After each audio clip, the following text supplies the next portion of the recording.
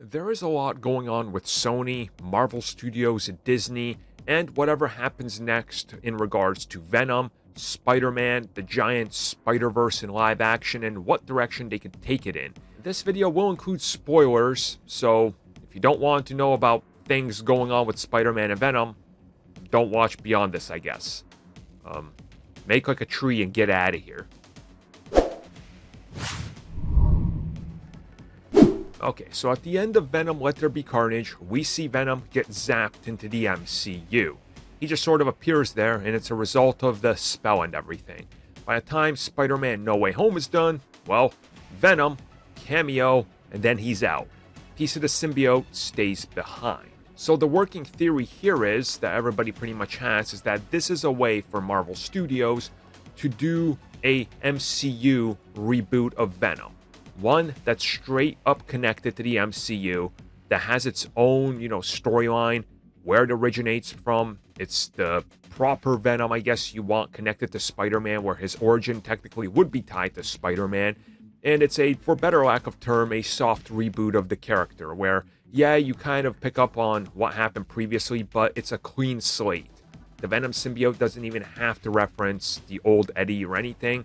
You just kind of explain it as a piece that's becoming sentient on its own because it's disconnected from that multiverse or whatever, and you go with it.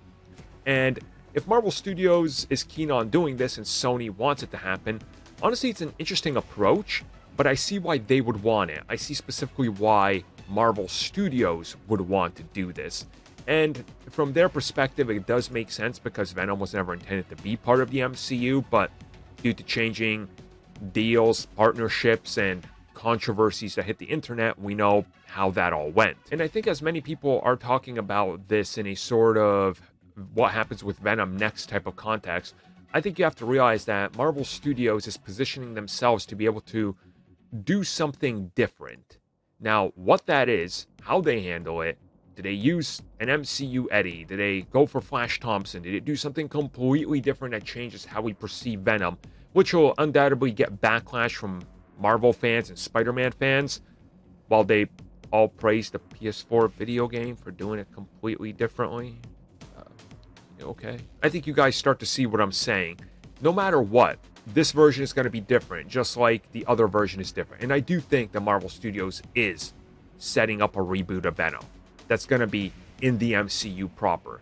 Now, how long it takes to get here, what the story is ultimately going to play out to be, and does it connect to anything in the other universe? Obviously, we're going to have to wait years to find out. But for those wondering, I definitely think that what happens between Venom Let There Be Carnage and Spider-Man No Way Home is 100% what it seems like.